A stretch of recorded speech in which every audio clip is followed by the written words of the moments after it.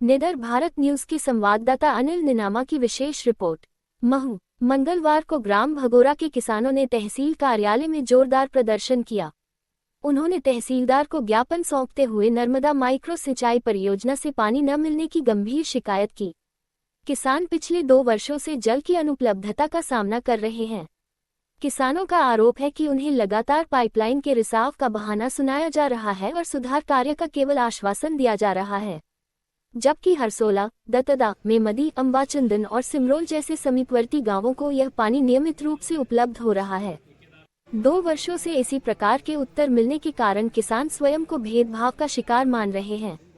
किसानों ने ये भी बताया कि जब सिंचाई परियोजना की पाइपलाइन बिछाई जा रही थी, तब एक स्थानीय मजदूर ने ठेकेदार को क्षतिग्रस्त और टूटे हुए पाइप लगाने से रोका था। मजदूर के अनुसार ठेकेदार ने उसे यह कहकर चुप करा दिया था कि अभी लगाओ, रिसाव होने पर बाद में देखेंगे। पानी की अनुपलब्धता के कारण भगोरा गांव के किसानों की फसलें सूखने की कगार पर हैं। किसानों ने प्रशासन से शीघ्रता से सिंचाई का जल उपलब्ध कराने की अपील की है, ताकि उनकी सूखती फसलों को बचाया जा सके।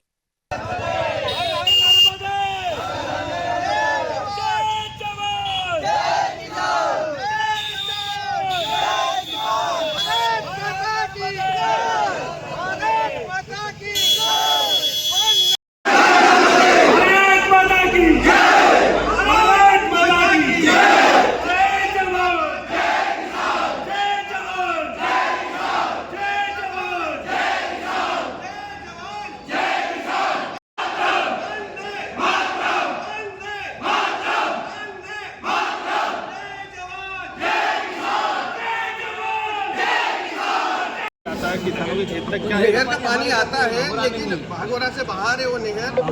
5 से 10% किसानों को भी फायदा नहीं मिलता। वो भगोरा से बहुत दूर है नहर, तो उसका फायदा हम किसानों को किसी को नहीं मिला। और इस बार भी नर्मदा लाइन आई तो भी पानी नहीं मिल रहा, तो मतलब क्या भगोरा के किसानों को।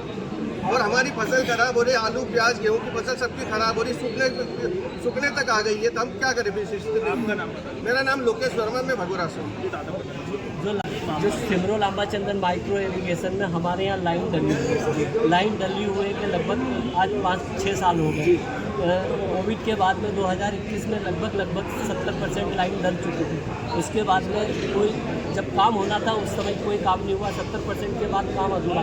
लेकिन जहाँ तक लाइन है, कम से कम दूसरे गाँवों में आप फ्लैट नाले में ओपन बहा रहे हो, हमें तो लाइन के माध्यम से दे दो। शासन ने जब खर्च किया और लाइन डली हुई तो उस लाइन के ही माध्यम से हमारे यहाँ पानी हो जाए। और जब पानी देने की बारी आती है भगोरा में, तो बोल देते हैं कि पानी यहाँ लीकेज है, वहाँ लीकेज है। तो भगोरा की बाउंड्री में ही लीकेज क्यों है? एक बार पूरे प्रेशर से कम 60% से प्रेशर से 4 घंटे पानी दे दिया जाए, उनके सामने आ जाएगा कि कहाँ वाल्व खुल रहे, कहाँ पानी लीकेज है।